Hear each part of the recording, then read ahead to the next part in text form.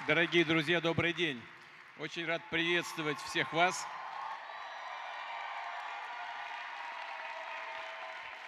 Очень рад приветствовать всех вас, тех, кто собрались в этом зале и по всей стране, потому что марафон проходит сегодня по всей стране.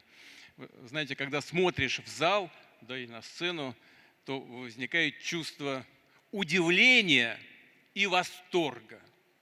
Удивления от этого многообразия и восторга от того, что мы все вместе.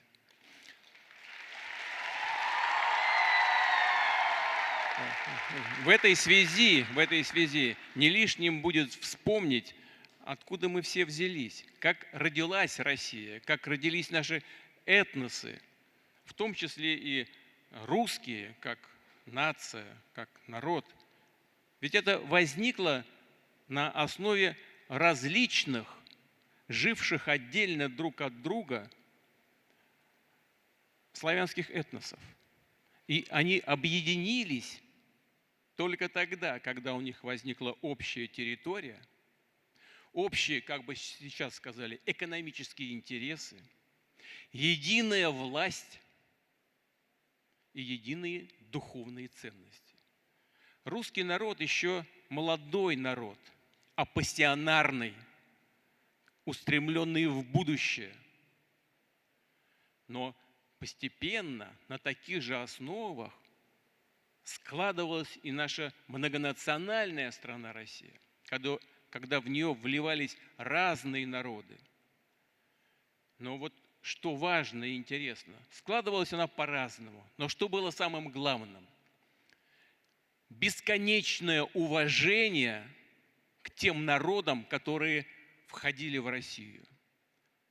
Полное уважение к их культуре и к их традициям, к их духовным ценностям. Именно поэтому на протяжении веков ценности-то у нас и становились общими. Внешне они, безусловно, отличаются друг от друга, и это очень важно, это хорошо, это надо поддерживать, но базовые ценности являются общими. Вот на протяжении столетий с Россией происходили разные события, драматические события.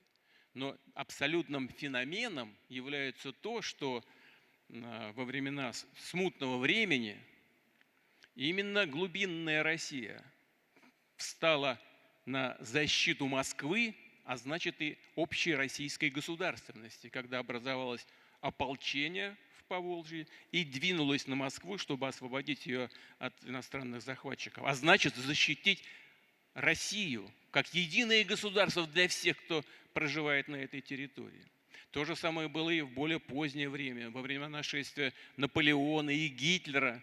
Ведь на нас двигались тогда тоже разноплеменные армии. Но они тоже были объединены.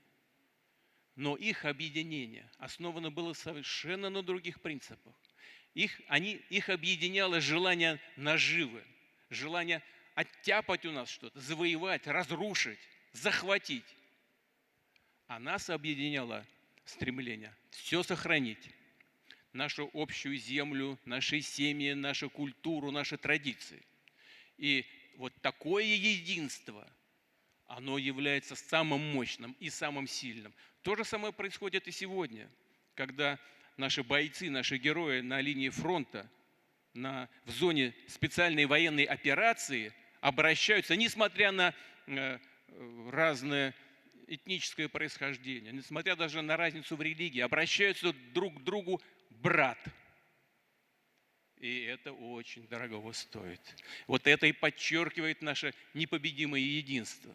Это именно то, что лежит в основе наших достижений в самых разных областях и наших побед. Год единства народов России объявляю открытым. Поздравляю вас. Удачи. Россия! Россия! Россия!